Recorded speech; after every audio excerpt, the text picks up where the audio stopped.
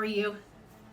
Thank you so much. We are rocketing and rolling. I think we have 14 reviews right now.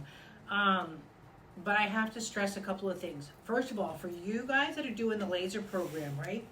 This is where I want you to start working a little bit more. You have a lot of information from me, which include in your midline workbooks and your laser evaluations. And I get it that you're looking at this more for your child, but as you're learning more of the movement lesson midline, say that 10 times fast, right? And especially going into the suture midlines, I really want you to start using what you're learning in those courses as you're watching the videos. It's the same thing too for you guys that just did segment 1 going into segment 2 training for movement lesson, right?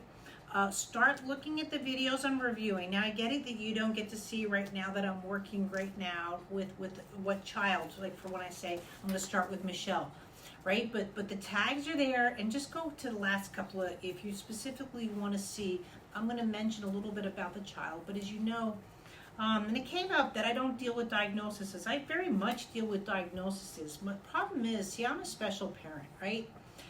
My son's Graham. Graham might be autoimmune failure, Graham might be autistic, Graham might have CVI. I can go on and on and on about Graham. That's not Graham. That's like saying I have a red shirt on today, right? These are parts of his personality, but that doesn't define him. So I'm telling you right now, if you come to my clinic, I'm not saying, oh, at 3 o'clock I have my CP kiddo, right? That's just not how I work. I'm working like today, I get to Skype with Dante, right? You know what I mean? That's who I know. But if I say I'm working with Dante, you don't know what I'm talking about, right? So at that point, I might have to say, about his vision or about his midline within regards to his CP. That's how I look at it, right? I'm probably the only one in the world can look at a newborn baby within 5 seconds and tell you, Houston, we have a problem. Just because of the way that they're organizing movement. I'm not saying that there's a baby with a problem. It's that baby needs help. Right? Movement lesson, I'm here to help you, right? This is all free. This is all here. And speaking of free, now people say people don't appreciate free. I want you to prove me wrong. Starting Saturday is a movement lesson boot camp.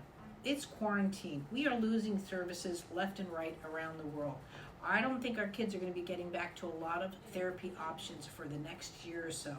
I hope I'm wrong, but we've got to step it up. And I'm dropping the program again. It's the Movement Lesson Boot Camp. Why is it a boot camp? Because a lot of people go, I don't know where to go. Guess what, folks? 1, day 2, day 3. This 7 days, clear and concise. It's easy and simple, right? It'll be available for 9 days in total. It is not all day long, right? You can look at it at your leisure. 11 o'clock here. It'll start dropping day by day. And then you can go back if you need to and so forth. I don't drop the whole week out. Each day we'll have new topics on the spine, on the hand, on vision. All of these topics that help you with your child. Let me help you, right? I can make everything available, right? And I try and do so much for free. Again, we're about to crank out 14 kiddos right now. And I'm doing what I can. But if you need more time with me, even if you're about to do the boot camp, or you've just done the boot camp, or you've just done segment 1, or you're in the laser, don't think twice to do a Skype or a Zoom consultation, right? Pick my brain, find out what your child needs. What do I need to do to help you? Again, just my midline evaluations alone, right? I've done the homework, right? But I can't tell you what your child needs specifically within the program until I've seen your child and have worked with your child. But please do the boot camp. It's an easy sign up. The link will be below. It is all free, no obligation. It's not like watch 2 days. No, I give away a lot. I really do. And that's my mom's side. I can't look at a child and say, sorry, you can't breathe. I'm $1,000. I have a right to charge prices, and laser course is a lot, but it includes a lot. It's 5 books, it's 130 videos. It's got more in there, and I just got a great new review saying it's like getting me in a box, right? But that's what the course was designed for. If you only buy one course, that would be it, right? And it takes care of you. So that being said, we're going to start off with Michelle. So the theme this week is, and I'm going to do a special on it in next week. The theme went really well. We talked about SMA. And low tone. That was last week. If you have a munchkin, I think we've got 2 munchkins in here with SMA. Watch last week's Facebook Live on it. This week we're going to be doing detecting cerebral palsy. I know a lot of people are on the fence until it happens. And again, life happens. We fall off a skateboard. We can fall down the last rung of a step. Life happens. It doesn't have to be an earth-shattering event to change our life, right? And so that's where I'm going after. But that being said, with Michelle, with you, Michelle, sorry, with your daughter, okay, there's a clear visual midline gap, right? When there's a midline gap, right? We'll cover this a bit more in the vision and the CVI. I'm not saying she has CVI, but I look at, again, functional movement. Functional movement is a life-sustaining movement. The movement goes through your system. When you have to move, when there's a visual gap, do you see how I have an exterior-based movement, right? So it looks and assumes like walking, right? That is different than me having midline. Do you see the difference? See the difference of going this way, right? And there's another munchkin here that has a clear visual. So it's like if I had my hand here and I'm going around trying to see. That's where I would be working with the vision and then all through her system, because she never got that. That sternum is not crossing, the pubic bone, any of those kind of things are all based off of just that midline gap and going around it versus again here. And that's where I would be going after. It's a bit more advanced. I know you can do it. The boot camp, can't stress it enough, will be perfect because you work on that spine as well as the vision. Thanks. Melanie, you have a chunky monkey. He reminds me of my Gordon. A baby. Melanie's baby is a little bit on the large side. But that being said, babies can be big, babies can be small, right? But just because a child is larger doesn't mean that they should be moving less, right? Sumo wrestlers can move better than we can. But the biggest thing is the vision is off, right? You can see that with the left eye wanting to come in. So what he's learned to do is he actually has to lift his head up, right? And so the left eye comes in, and so that's what he's doing, is lifting his head up. First of all, that really deflates out your midline, right? If I do this again, my vision stays stable. When my vision's like this is where you see the ions coming out, right? It gives me a different center of gravity, but he's lifting his head up. That's very difficult for him, and when he goes to see, the head drops. So he's learning that the head is quite heavy, and the head is going this way in through here. I really have a nice course on the head and the vision, or the head and the swallowing. Either one, it doesn't matter. I know he doesn't have issues with swallowing, but I can tell you right now he has issues probably with speech or the babble. And both would be really good avenues. But again, the boot camp starts Saturday. You're in perfect hands to start working on his midline and his rotations that way. But we need to get help with the eyes, and the ophthalmologist too was your best bet to make sure the structure of the eye is okay, which I can't tell from a video. That's where I recommend doctors all the time, and we need to see what's going on with the left eye, patching, structure, glasses, etc. I have a free PDF too on how to have a successful ophthalmologist. We are working with, and please, if I butcher names, I apologize. As Betsy kindly said to me today, and I was like, and she goes, they're perfect names from where they are. So, Rachana, okay. I really want the hips x-rayed. I really think that part of the problem is the femur heads are going straight. With that's where you're seeing the femur heads are really there like Gothic arches. To support working on the vision, and this is where you're getting sorry, we're going for a ride now. A lot of kids will be on the table. When the femur heads go straight, this is where you get this kind of motion in with it. Then this is very hard. I can hardly talk right now, right? Also, guess what? I can't look at you, right? And so if my femur heads were there, I can have that spine rotation, and I can have that spine rotation. When the femur heads start to grow straight, you start to see more of that galloping, which a lot of people think it's more CP based, but I'm concerned it's structural based, right? And then the vision too, and you see it here, the midline really wants to stay stationary like this. So if I want to look at you right now, I'm literally going to have to look and I'm going to fall. And I'm not going to have control of that vision versus having, again, that weight transfer through my pelvis, because again, I can sit here and come down, and I can sit here and come up. A lot of people, again, assume that that's the CP that's doing it, but I really am off with that femur heads, and then the femur heads too are causing where the eyes and the peripherals. Whether or not the femur heads are okay or not, then the decision has to be to make the chest more supple and make the eyes more supple to override what the pelvis is not able to do. So Mohammed, I still go back to the vision. Your question is, and so forth, is he wants to go and come back. So first of all, from what I'm seeing in the visual reports, he should have minor glasses. But what's going on is you still have to do the vision therapy. Just because the eyes are okay and doesn't mean the function's okay, right? And so just like you're learning how to dance, right? Put your left foot here, put your right foot there. Sometimes we have to do that with vision. There's a difference between me looking at you here and here. So your son's vision is more here. It's not even at the horizon, right? It's down, right? And you're actually seeing this. So when the eyes cannot go upper quadrant, pubic bone goes down. That's how a child looks up. Pubic bone goes down like an anchor or plumb line, and that's how I start reaching up, right? But he's here, pubic bone is up, and so when he goes to look up, he's falling down. So in other words, his eyes, since his eyes can't independently look up, his eyes have to do this. So if I want to look up, if I'm sitting here on the floor and want to look up at my mommy or daddy, yeah, I toss my head back. Well, guess what? I'm going to fall down, right? Children can't compensate. Children don't have those laws of compensation, right?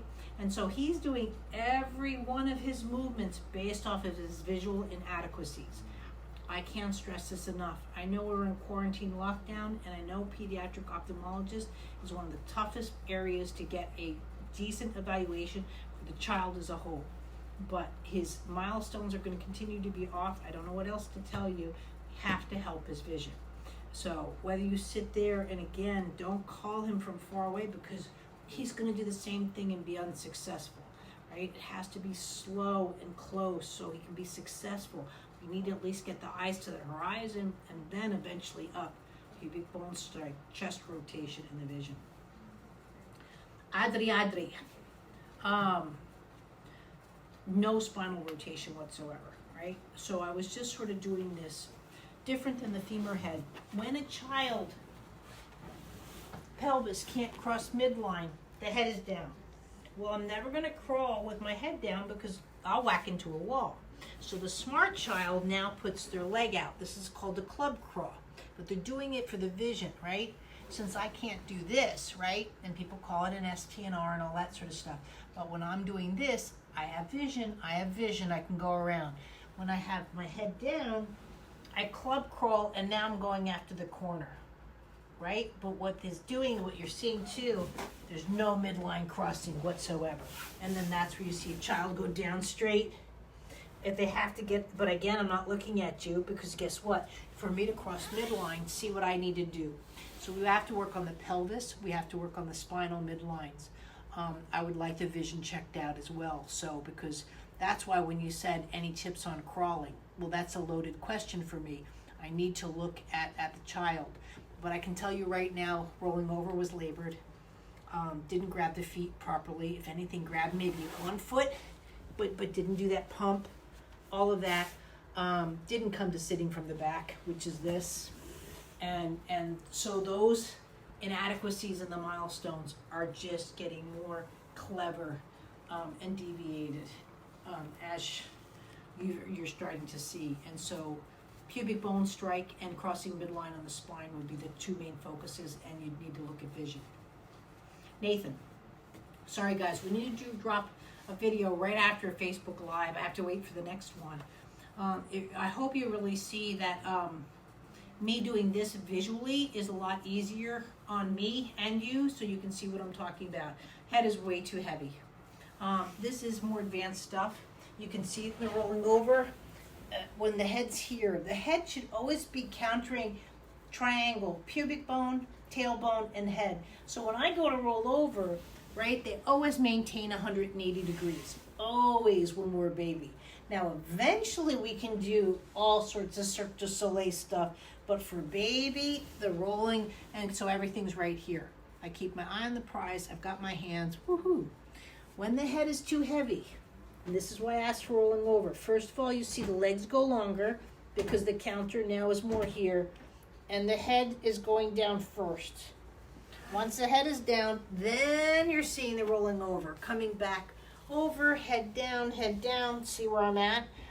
And I've got to get that torque, see where I'm off, my tailbone to my eyes, and then I literally have to pull my head up off the ground, right? And so that's why you're having difficulties. First of all, too, there's no way she's sitting up like this and coming back down, right? So now in this position, this is the only way I can get up. I can't play anymore. This is where people think I have to plank. And I'm here, and I'm here. Now, babies actually should bounce, right? But see, she's got to keep her head stable. If she goes too much on a weight transfer, that head's going to knock her over, right? Because she doesn't have good weight transfer. Everything she's organizing is around the head. So that's why, too, how do I crawl? I'm stuck. So because see where I'm here? Crawling is a visual thing. All milestones are visual. So if I'm here, even if I have my head up, I've got to keep it stable. Right? Any child crawling, they would be all over. That's crawling, right? And I can do that forward and backwards and going into all of that, right? I know she's not doing it. It's a heavy head. It's more advanced. The head and the vision, the head and the swallow would be a great start to balancing out the weight of the head. And go from there. You can do it even when they're sleeping. And then the next one would be the spinal midline crossing and then the pelvis. Amy, hips need to be turned on. You've come a long way and it's great. You've got the lasers. Use the lasers to your advantage. What I mean with the hips should turn on, and Betsy have to do a butt shot. So when you had a bilateral hip surgery, right, and you're going on, one of the things I'm starting to putting together now are primitive stresses. So what people think of as primitive reflexes are primitive stresses. And one of them is, again, our walking, all of that hip stuff that needs to happen. She doesn't have it whatsoever down below it is. So Betsy, this is where I'm at. So when I roll over, her rollovers, nothing is going through the pelvis, but more so these asymmetrical, that pump. People think it's all forward. It has to go backwards. When a child's learning how to get down, right? This is where gravity kicks in and my hips start to go down. You will see this. You will never see a child do this, right? And see, because your leverage points are out and they can't transfer. So her hips don't have this kind of movement in it yet, right? She had the issue by having the subluxation. She's had the surgery. Right, but this is where you really need to work on those kind of movements, right, of the hip going down and going up. Don't always think of a milestone as the up part, right, because you can't go up if you can't go down.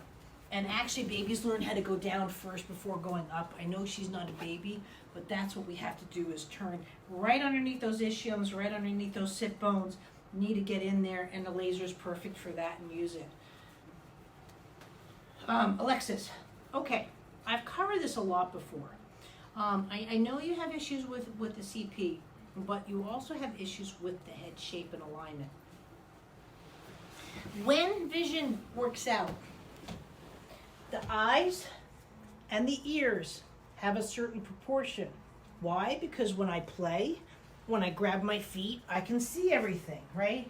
And when I go down, right, my ratio of the ear to the eyes. With her, just having that little bit of either microcephaly, I can't tell per se, or the way the head is flat, her ratio goes here. Guess what? I can't see anything. So it's sort of like doing a snow angel, right? I can't. So that's where you're seeing this. So if she tilts, I'm going to go this way for the camera. right? I get it's the other arm. But when she tilts this way, guess what? I can at least see this hand, right? And this is where you're getting that. People are going to try and tell you it's 18R. It's not 18R whatsoever, right? Nobody is caught on that the eyes are here. So when I'm here, look at where my hands have to be in my eye-hand relationship. And again, all of that here. When I'm here, guess what? I now have to go over here. You're never going to see a kid here, right? But why? Because now I have to counter all the way out here. And this is where you're going to really increase those abs, adductors, or scissoring, right? Because I have to do this.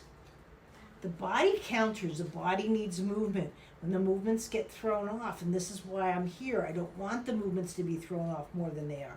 So we really need to look at the structure and start to bring the eyes down.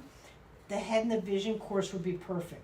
The link will be below, but this is where you really need to work, where she can start rolling her head, because here too, I can't grab my feet and I'll never sit up. You and I can do all of this. I can't go into that milestone. My ear-head relationship with the eyes has to be, and then I can sit up. So that's when milestones happen. And so it's more of a structural issue, but we have to offer, we can't change the structure, but we can show the difference in the hands of the movement. Lily. Sorry guys, I'm starting to rock and roll. I have a Skype at 3 o'clock. They're going to be late, so I hope they're watching. Zoom, sorry. No midline crossing whatsoever. Again, you're seeing this. The biggest warning sign is because the eyes have separated from the head way too early, right? Any eye movements that I have, it should be countered. When I'm here, you have a hard peripheral vision. You don't want that. You want the eyes and the spine. If a baby's looking over here, that spine's with it, and he's stuck. Really, do the newborn assessment. You'll see where the rotations are off. You've got to start with that spine rotation, chest rotation. The unit's right here in Facebook, but you need to be concerned. Don't start looking for diagnosis just yet. Remember, autism and so forth is a movement diagnosis from lack of rotation. You want to hit that before it even becomes a conversation, right? Celine, I disagree with the visual alignment. I think there's a nice midline gap. You can see it when she's working. When she's here, first of all, it's right hand, left hand. And what she has to do, right? It's hard to see from that side video, but you can see it clearly. She's constantly doing right eye, left eye, right eye, left eye, right eye, left eye. So there's either a decent visual gap right here, and again, like I was mentioning with the other little guy, and you have to look around, and also then it keeps the hands here, and that's where you're seeing. I get it, you have genetics going on and so forth, what's going on, but that doesn't mean we really can't. Vision should be strong central vision, bringing it over. If you are patching, the patching program really would do wonders here of just bringing that eye and catching where the midline gaps are. She might have more midline gaps throughout the vision, but right now I'm seeing a hard center midline gap, and that would make a world of good, and then bring it into the sternum and the pubic bone. Also, with the intubation, what I was talking about there. So look at me like this, right? So I'm here, and this is my tongue. Right, this is where I want to go after the whole cranial course and the palate course. Her canines are coming in like this. Now, first of all, look what happens to my eyes, right? And by the way, the vision I just messed up. That's for another girl. And I might have to pull off another, what do you think? I think I'm going to have to do another Facebook Live tomorrow. Okay. I think I'm going to have to finish up with another Facebook Live tomorrow. I can get one more in, but I think we're going to have to, because I'm looking at this. We got still about 6 more munchkins to do. And I messed up. So forget what I said about the vision. That was for another little girl. The canines, right? So I'm here. Look at my vision, right? What happens with the intubation, right? This is pretty advanced stuff. It can be done. You can help your daughter, right? But you have to listen carefully. If I just come in and take my canines, and all of you guys can do this, and do the intubation, look where my eyes go. It is very difficult for me to see you. So this is where an ophthalmologist might say, but the eyes are fine. That's great. They don't have functional vision, right? look at it again from this way. So if I'm here, look at my eyes and my head, right? Do you see that gyroscope? You see where it happened? So when I have intubation, right, now that automatically pulls my eyes down. And so now the way my shoulders work and all of that, I cannot, in this, I can't reach out. See the difference of what I have to do with that counter, that pronation? So those kind of things, again, we had to save her life. I'm not saying we shouldn't have intubated her, but this is what needs to happen to help a child. So I would really go with the head and swallowing course. We really need to start working. It shows you how to do at least the basic midline crossing within the teeth. Start working on that. Start working, get after all that tegaderm, all the facial tape that was there, all with gentle rotational movements. Really is crucial because again, here, do you see how much I look like your daughter? I can't see you. I literally have to come up and maybe do it with one eye at the time. Once we start settling the movements in the face, then we need to increase the movements that should have happened in the vision. I'm going to do one more. There's some questions. I don't know if you want to answer the questions or do... Yeah, let's answer the questions. I'm sorry, guys. Let's just so you know, I have Crystal, I have Anna, I have Aisling, I have Jennifer, and I have Iga. So I'm just going to have to look at my schedule tomorrow. We'll pop in another Facebook Live. I apologize. It is just too much. Okay, so this is Joanna. We're not doing... I know, Joanna with SMA? I think so, yeah. Okay. What can I do to help with balance while standing? Okay, then it's probably not the little munchkin that we just did last week for SMA. Okay, again, this is a loaded question. I really need to see a video. First of all, balance is a systematic thing that needs to happen, particularly through the eye filaments, not from the inner ears. I get it if the inner ear is damaged, then the balance will be off, but that's not where balance comes from. Right? Our eyes, that's why eyes don't work in babies. They just kind of float. They start learning that. Then it's through the shoulder. It has to counter here. Then it's through the pelvis. Pelvis is a gyroscope. You have subgyros behind the back, the wrists, and the ankles. Right? I need to see, A, if there's structural deviations within that conversation, but I also need to see how that person is using either A, the deviation, or creating movement out of it. And so it could be just even a depth perception, possibly not having convergence. If you can throw up a video, that would be awesome. And Alexis has a question. Thanks for the feedback. What do you suggest we work on to help her head look down? Should we set up a Zoom meeting with you? Zoom meeting would be great. You know, you get an hour of me, and I actually teach you what to do specifically to help your child. Also, a great course is the head and the vision. It is a step-by-step on how to touch, and we have the boot camp that's coming out. It'll give you the foundations of working with movement lesson. But I hope you really see, again, it's that she hasn't learned that kind of inner counter. She's more here. And so that's why when you hold her and she goes like this, right? It's all right there, the way the eyes are set up off the balance of the head. Okay. Is that it? I apologize. Like I said, I was like, no problem. We can do this. We got 14 munchkins. So Betsy's my realist. Like, I don't know about this. I did what I could. We got one we've done, but I do have to jump and go on a Zoom. We'll finish tomorrow. I'm going to say again, guys, let me help you. We got the boot camp coming up. It is free. We are in quarantine. Our kids need help. It is a great 7 days. It gives you, even if anything, it just gives you a better vocabulary. I have hundreds of videos out there that are some for subscriptions that you pay for and some you don't. And even when I say pay for, price of a magazine, the price of a Starbucks. And again, for some, I get it, what we're going through. I don't mean to be flippant with that. I'm just saying I have tons of resources. But I need to know how to help you by you letting me know how to help you, right? And to offer it. We have lots of munchkins here, and as you know, just because oops, I just lost the camera. Oops. Yeah. Technology, see the camera's even saying I'm done. And so please sign up for the boot camp, do the boot camp, and let's make this a stronger community for helping our kids. Thank you very much. I apologize again that I didn't get through anybody, but I'm definitely going to do a Facebook Live tomorrow. Okay.